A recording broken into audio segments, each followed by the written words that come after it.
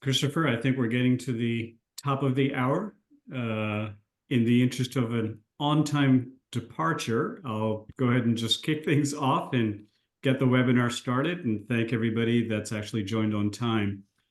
Welcome to the third in this series of a bank and a fintech webinar. I'm Neeraj Vora, a managing partner at the Bankers Helping Bankers Fund.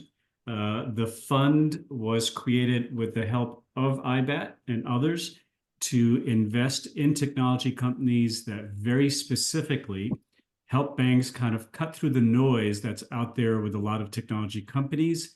And we invest in what we believe are the best companies that are solving here and now problems for banks today. So the webinar series was created to help banks kind of hear from a peer bank how they're actually working with one of our portfolio companies.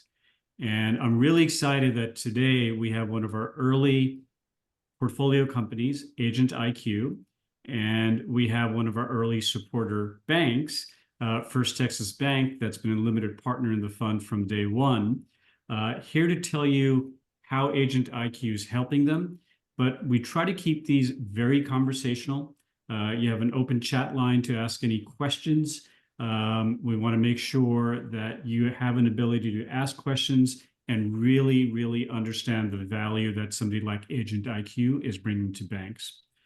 So with that as a brief introduction, I'm going to turn this over to my friend and the CEO of IBAT, Christopher Williston, to run the moderation of the webinar. Christopher?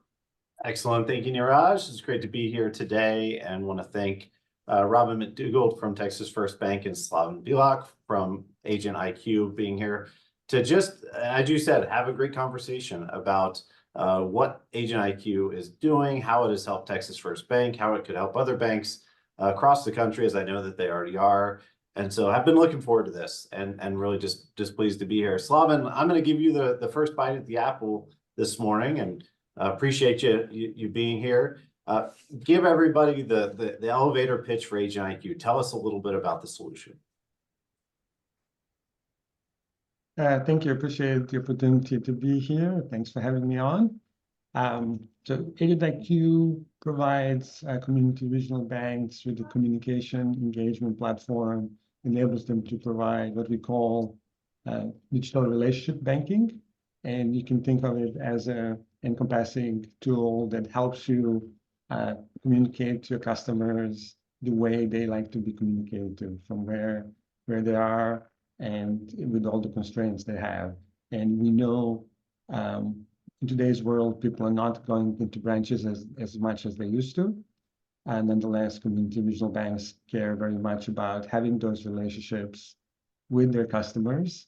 And really, we are helping them bridge that gap by providing a digital solution that allows them to provide the personal human touch that they are known for and still give them all the efficiencies of having a digital-based communication, also built-in AI, which doesn't necessarily get in the way, but really makes their bankers faster, smarter, better in helping the customers, ultimately leading to better customer experiences, lower costs, and return on investment through ability to ask open-ended questions about new products and services, which lead to increased product funding. Excellent. And Slaven, why community banks? How did Agent IQ come into being? So, I mean, we recognize that community banks are a very important part of the fabric of economy and ultimately make a big difference in what communities that they service can do. And unlike bigger banks that focus very much on efficiency and various kind of financial return metrics, community banks do care about their communities and really helping them prosper. From my background, before Agent IQ, I was at Google for 12 years, and my passion has always been about helping the end consumers. And I always felt that community banks were much better at servicing their communities, the full range of it, than bigger banks. And that's where our focus came from. Ultimately, we wanted to build a solution which makes it easier to communicate with the financial institutions, use the best of available technology, and do it for community banks, which means we are designing and implementing solution, understanding the constraints that digital and that community banks are dealing with. For example, in the way we do AI is really focused on leveraging the resources the community banks have and not expecting some resources they might not have. AI know-how, a lot of training resources, a lot of training data. And ultimately, I think it's a great match because we very much like working with community banks and we like the impact they provide. Awesome.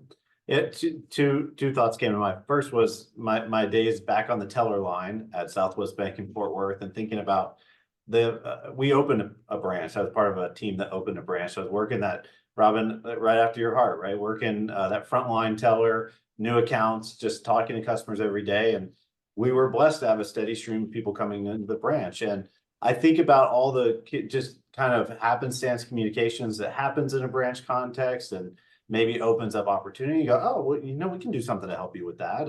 And how, you lose that when folks start migrating out of the branch. I love what you said, the way that you enable banks to communicate with customers the way that customers like to be communicated with. And I think that's a really strong value statement right there. The other part is just this, the sense that, I think bankers are really struggling to find good marketing channels. Even if you look at bank websites a lot of the time, I was looking at some bank websites recently. Bank websites are often very high level content, almost like a brochure for the bank, right? And so to have something that allows somebody coming in from the outside to communicate with the bank and start to get at more details and information, that's a really powerful tool, because I could tell you, like, it's almost like you've seen one bank website, you've seen them all. Like the differentiation is really tough. So I love the way you guys are enabling that. Robin, I'm going to pull you in the conversation here. Tell us about Texas First Bank and why you guys decided to go with Agent IQ. So hello, everyone. Hi. My name is Robin McDougald. I'm the Chief Retail and Product Officer for Texas First. I've been here for going on 15 years. Texas First is a $2 billion, 27 location community bank. I got an email asking what was the reason and what problem were we looking to solve when we went with Agent IQ. And my answer was, I didn't know we had a problem. So in looking at what Agent IQ was going to be able to do for us, what I saw was the opportunity to give our customers additional ways to communicate with us. We know that I think all of us are trying to get that younger generation, the ones who like to talk with their thumbs, and who don't necessarily want to call the bank and they don't want to have to talk to somebody on the phone. And so with Agent IQ, we were able to launch something that gave our customers the ability to talk to us even if they aren't a customer, and to securely talk to us if they are a customer, and to do it via chat on their phones or on their keyboards. So that was one of the things that I think really was the attraction. But the big thing for me, and I say this anytime I'm asked about Agent IQ, the number one thing that we are able to do now is we are able to talk to customers in over 100 languages.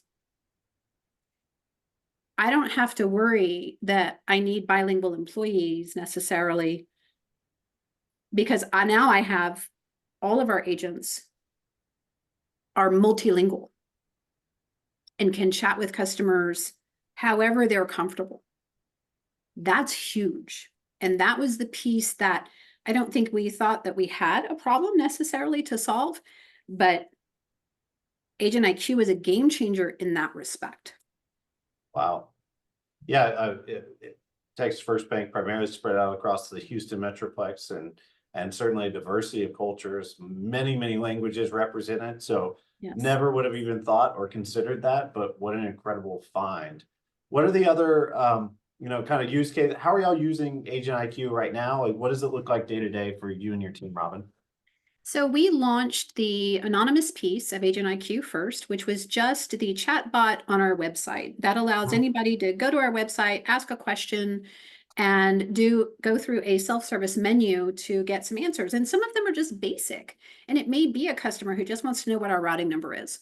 Well, instead of them having to find it on our website or call a banking center, they can click on the button. There's the answer. Thank you. Have a great day. If they want to ask additional questions, they can. And certainly if their answer is not there, then there's an option to talk to a banker.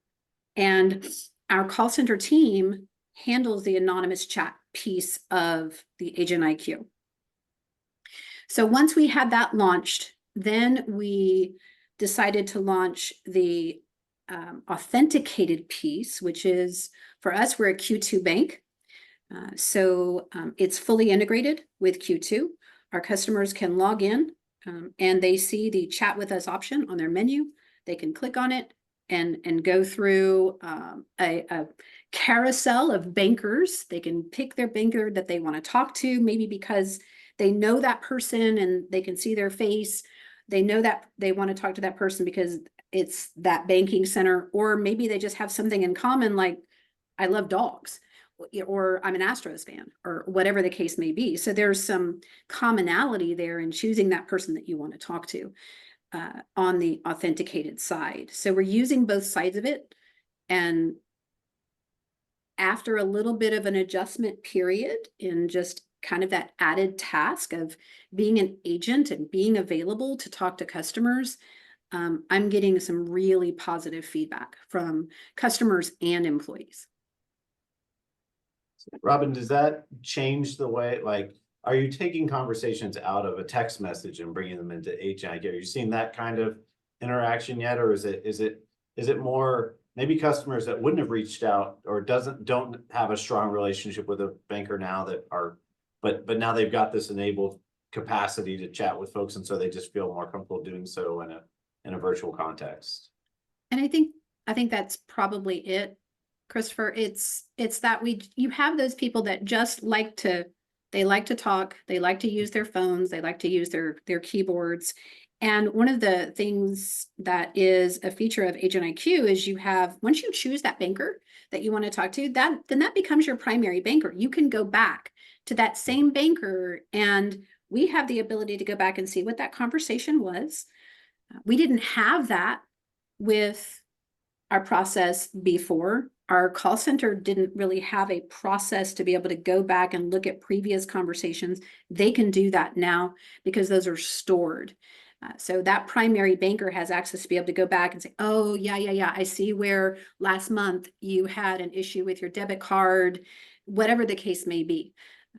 It's those features and functionalities inside Agent IQ are vast. And there's stuff in there now that we're not even using yet. We can video chat with our customers. We can co-browse with them. And I before we had Agent IQ, I would get requests from retail staff. Is there any way that we could video chat with our customers? Because we have elderly customers who can't come to the bank. Being able to, meet them in the middle of a problem. I'm on the website, I can't find this, or I'm inside online banking. Where do I go to pay a bill or change this or that or the other? And we can co-browse and show them exactly what they need to do. You just hit a hot point for me, because I recently had like an AT&T customer service interaction. It was one of those, they're like, you can call, but it'll be, 45 minutes before we pick up the phone. So we recommend you chat. Well, I mean, you know how this goes, right? It required multiple interactions over several days, but every time you're starting at square one, right? Every single time you're going back to the beginning of the queue.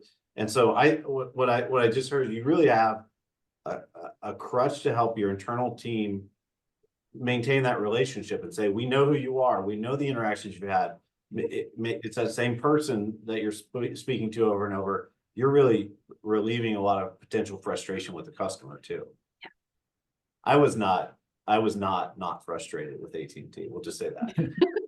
Well, and to add to that, Christopher, I mean, just when you think about a chat bot in most websites that you go to, you ask a question, you get some kind of random answer maybe, Yeah, and then yeah. you get, did that help? And there's times when I want to take my keyboard and slam it down and say, no, you didn't help me. I thought it was just me. Let me talk to somebody. Yeah, right. Operator, right? Yes. Just And so we, like keeping that- hitting 0 on a call, yes. right? Oh, and that the self-service piece and inside the anonymous chat feature, just the ability to talk to a banker, like I can immediately, if I'm not finding my answer, I can talk to someone. And we built the questions and the answers because we kind of understand maybe what our customers want and where they want to go if they're asking a particular question. So that part of it was nice because it's very tailored to Texas First Bank.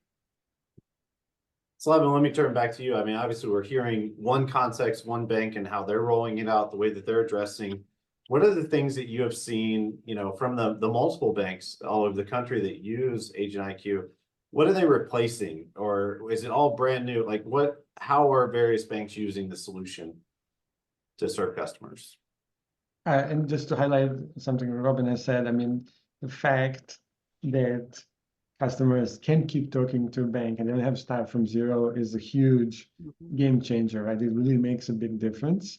And from technology perspective, you know, something we implemented has no impact. It actually makes everything more efficient, which is somewhat counterintuitive, makes it easier for not just the customers, but also the bankers. As for things that banks are replacing, typically we see a very significant reduction in call center call volume. As Robin pointed out, there is a large fraction of people out there who don't like to call. And, you know, if you're dealing with a 45-minute wait, it's understandable why. And you know, typically our banks are better, but nonetheless, even 10-15-minute wait can be very frustrating. So Extraco Bank, one of other IBAT banks, is seeing a 29% reduction in the call volume in the first 90 days of launching our service. And, you know, that really shows that impact is significant. Other things, instant replacing is secure messaging. Secure messaging, many banks have, but the process is frustrating. It ends up being a glorified email on the side of financial institutions where threads are not combined. So it's very hard to piece out what previous interactions have happened with the customer.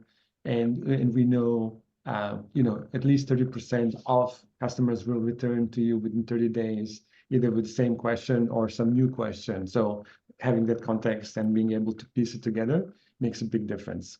Other things that banks are replacing is web chat on their public website. So we have the ability to provide video calling and co-browsing as well as a built-in self-service. So we can replace pretty much any chat solution out there, and with translation and some other features that only we have, we really are, you know, better than we can buy in that setting. And then the last one is SMS. We see a bunch of institutions getting off SMS, standalone SMS solution, and using us for that type of communication.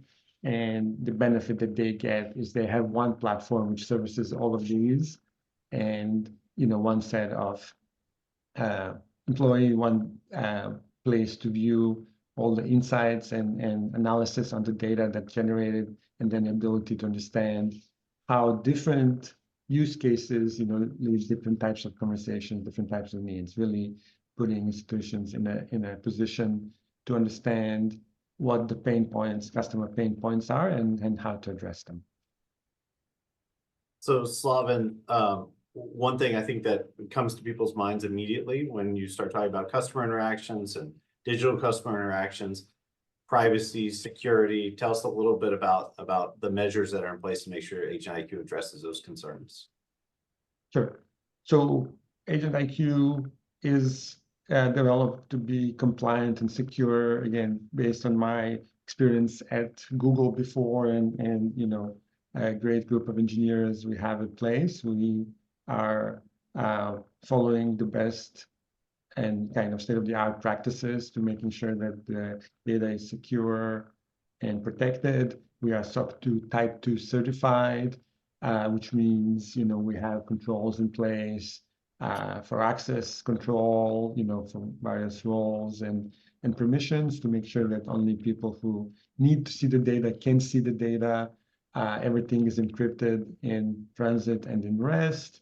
And ultimately, we are running in a single tenant mode, so data from one institution is not commingled with data from other institutions. That obviously gives a benefit in terms of security and privacy protections, but also gives protections in terms of serving reliability and resilience.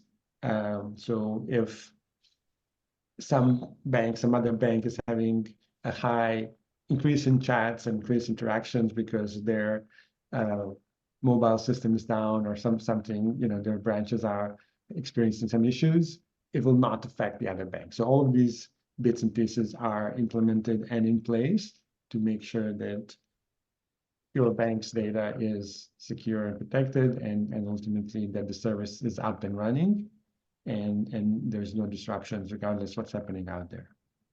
Very good. Thank you, sir.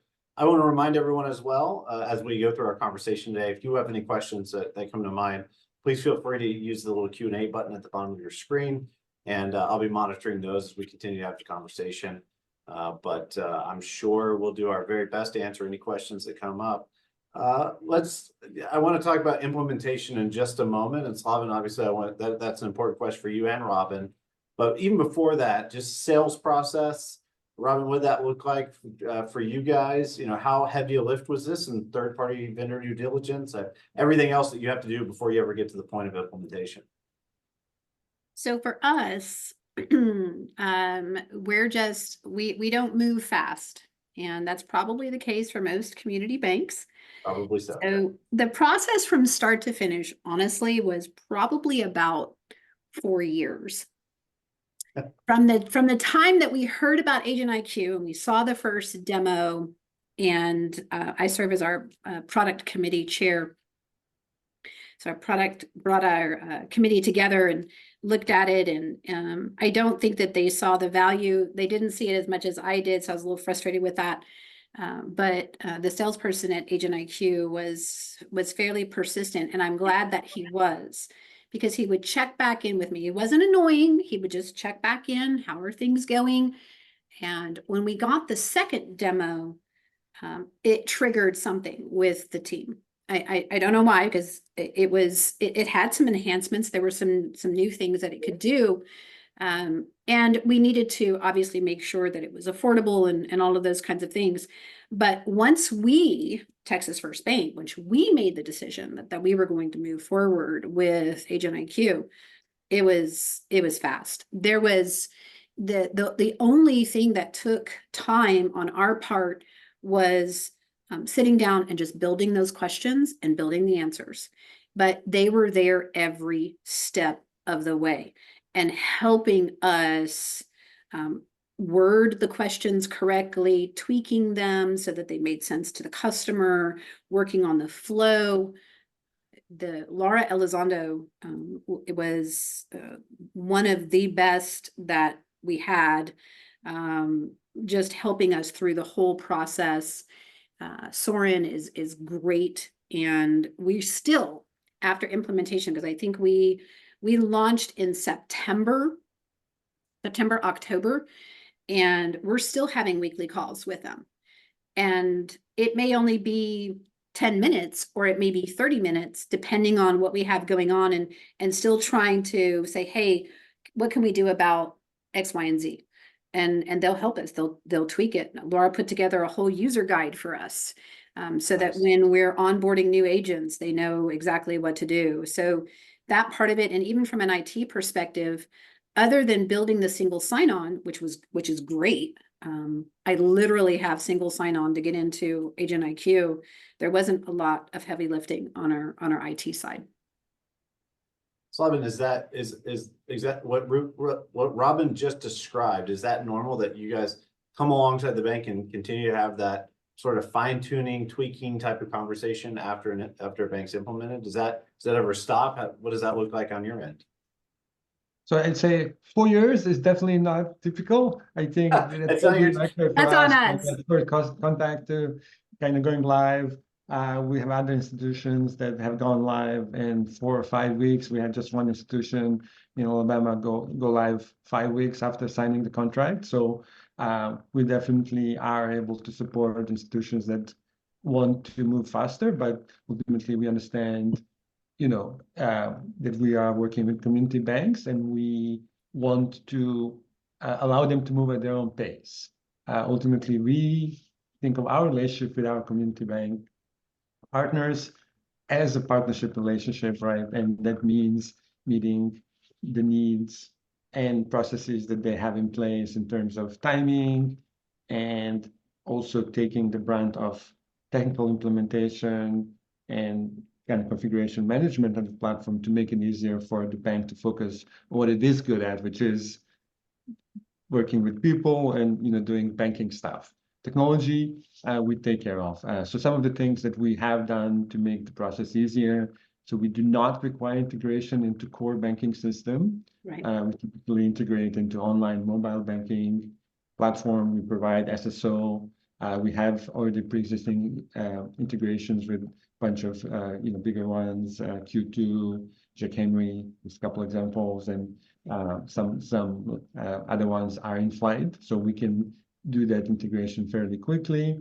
And then once we go live, we understand it is a journey to improve customer service, to kind of improve customer experience. And while there is a lot of stuff that community banks already know about their customers, they also learn a lot more once they can see the data, they can see the interaction, maybe they can see the pain points, hear the feedback from customers and from bankers.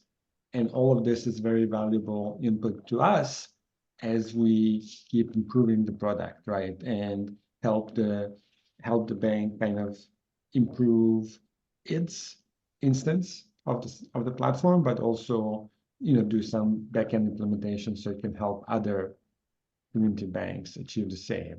And the way we have built the platform, it is very configurable. So every institution can get the experience they want, not just for all their customers, but for segments of customers. Like you can have a different experience for maybe high net worth individuals versus, say, your student population or small business customers. And all of these can have different experience on the platform, which is achieved through configuration.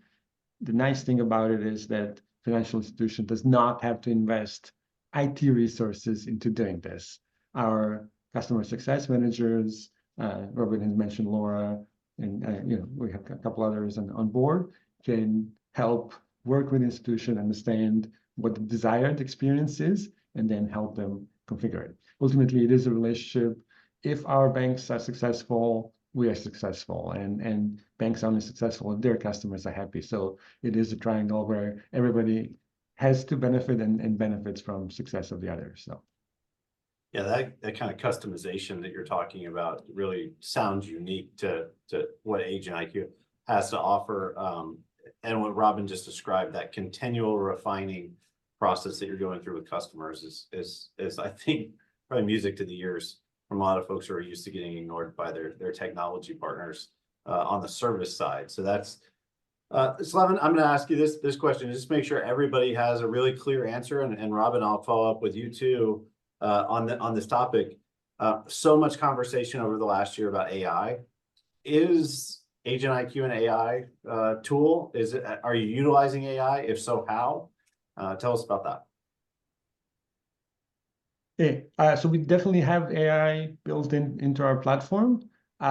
We don't think of AI in the context that many others are talking about it as replacing the human in the equation. We do believe that human touch is important. Ultimately, that is what makes community banks special and what differentiates them. And we believe that is very important to keep. Nonetheless, AI is a set of solutions that can help improve the efficiency of the relationship and management customer service and ultimately give a lot of benefits. It has to be done in a way that doesn't frustrate the customers and doesn't really get in the way of that human touch.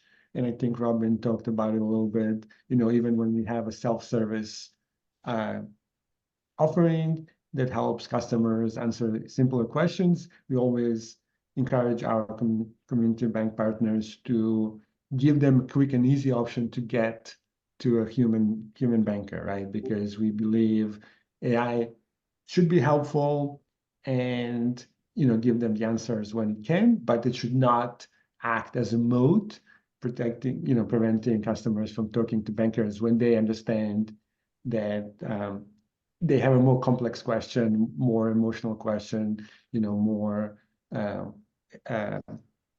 complicated case that they really would like to discuss with a human. So we provide that ability, and what we see anywhere between 40 to 60% of conversations can be serviced through our self-service offering, where the customers will know when their question is requiring human touch and move in that direction.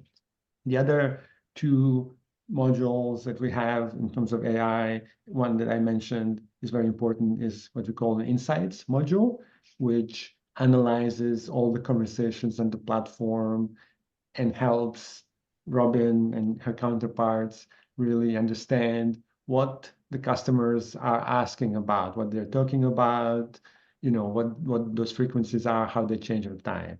And this helps.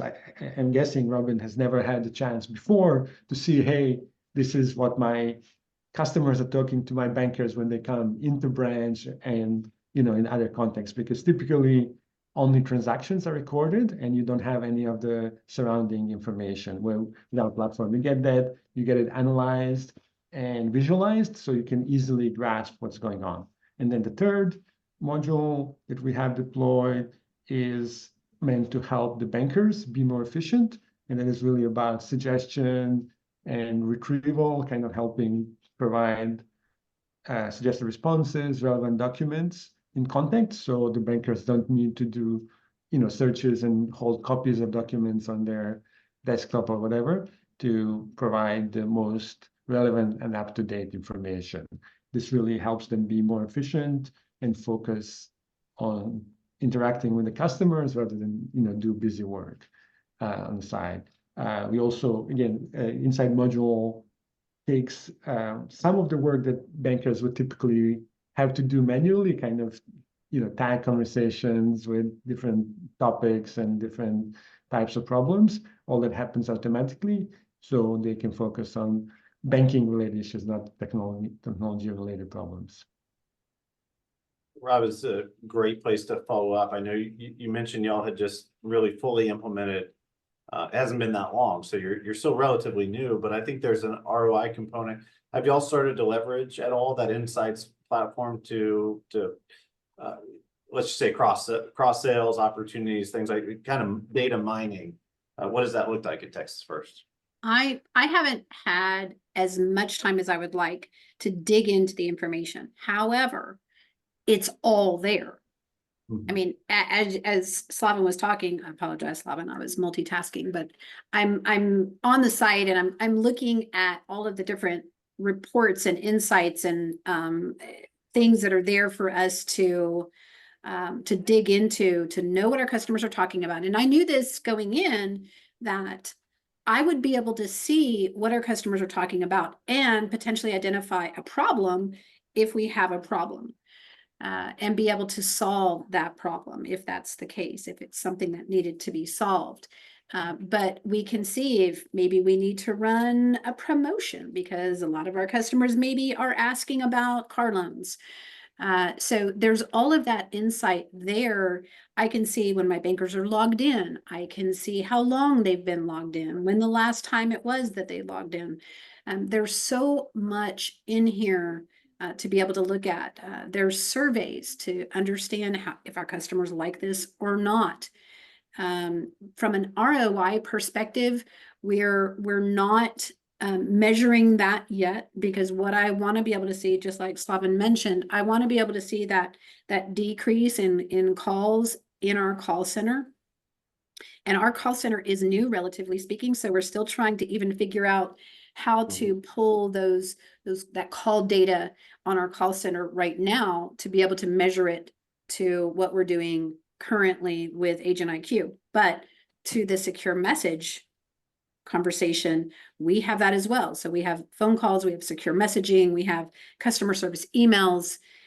So all of that can be pushed to Agent IQ to give, again, it's giving our customers an option, different ways to talk to us that they weren't able to do before. And again, it's that chat feature that we're seeing lots of our customers use. And when, right now with the call center, I know you said that's relatively new. Are you categorizing like the types of calls that are coming in? You know, Slavin mentioned the fact you can do that with Agent IQ, or that it's all sort of there. Are you able to do that on the other side? No, Not not really. yet.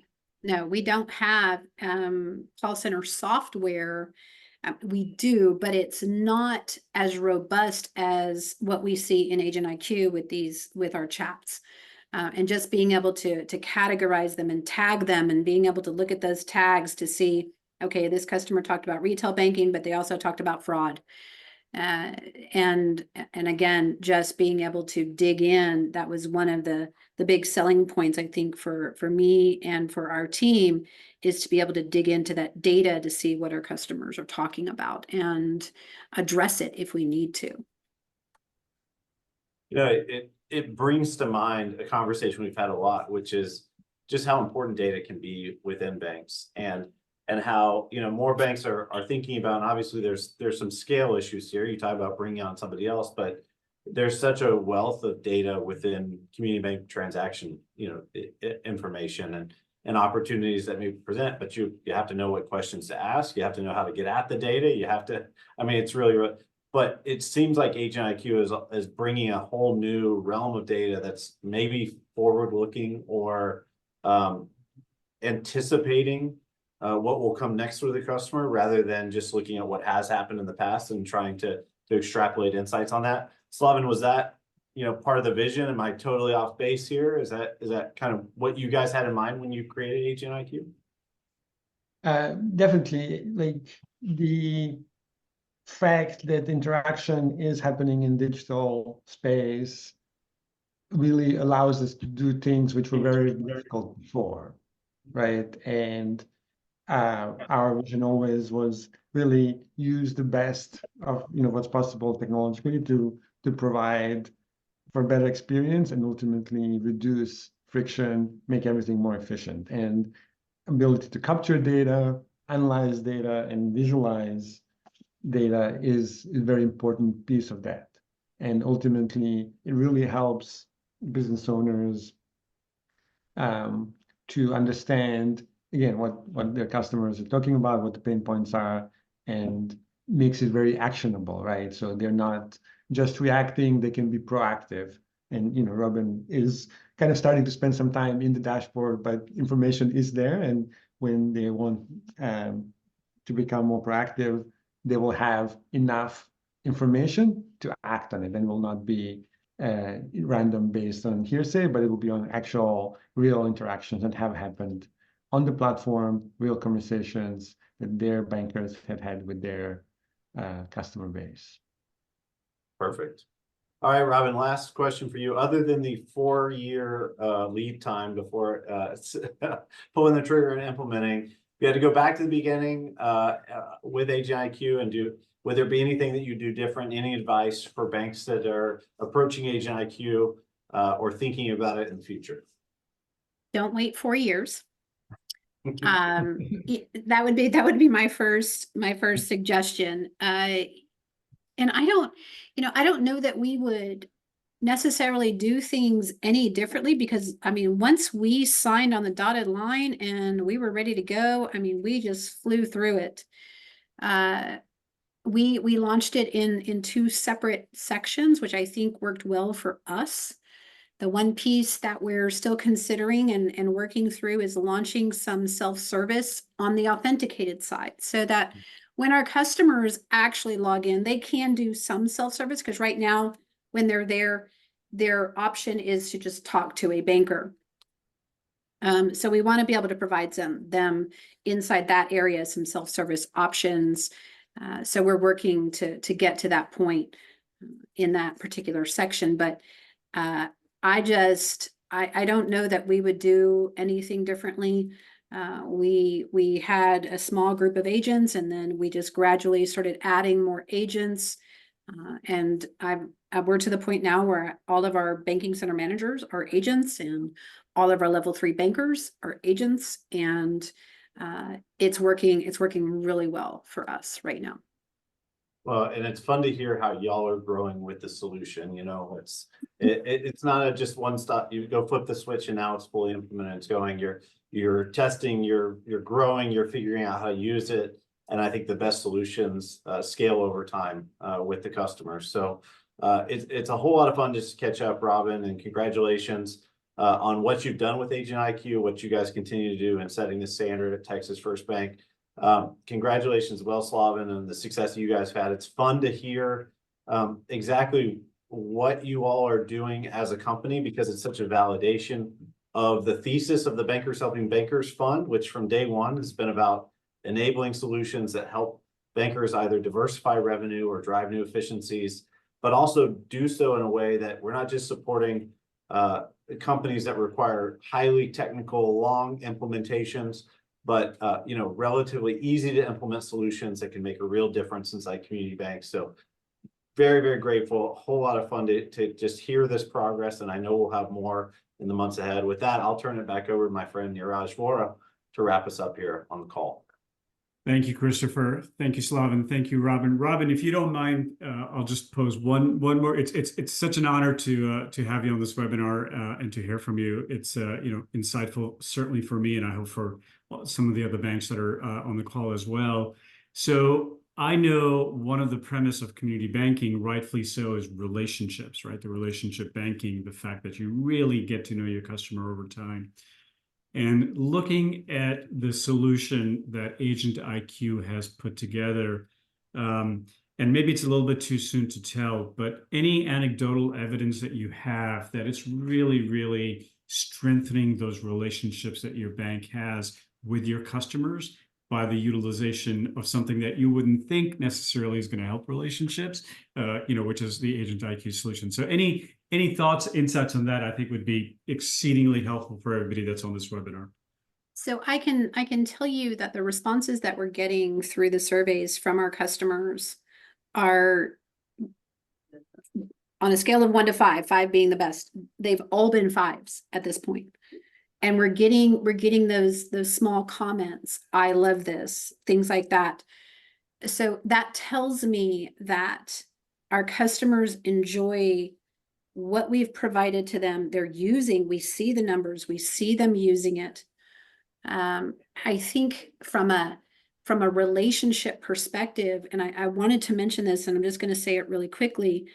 One of the great things that we found inside Agent IQ is that if I'm an agent and I have, let's say, 150 primary customers who've chosen me as their banker, if we have something going on, maybe it's a holiday, maybe it's that we had a storm, I can send a bulk message out to all of those customers from me that says, Happy 4th of July, or it says, just had a bad storm.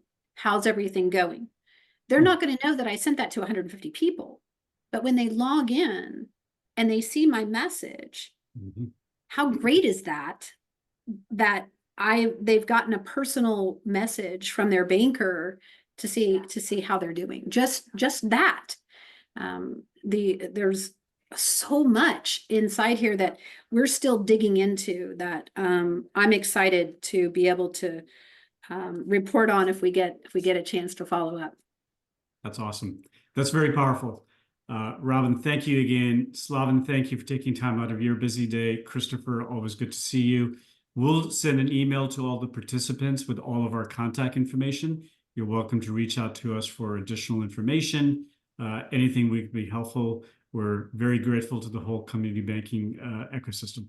Thank you all. Have a great Thank rest of you. the day. Thanks for having us. Thank you, everyone. Appreciate it. Bye-bye.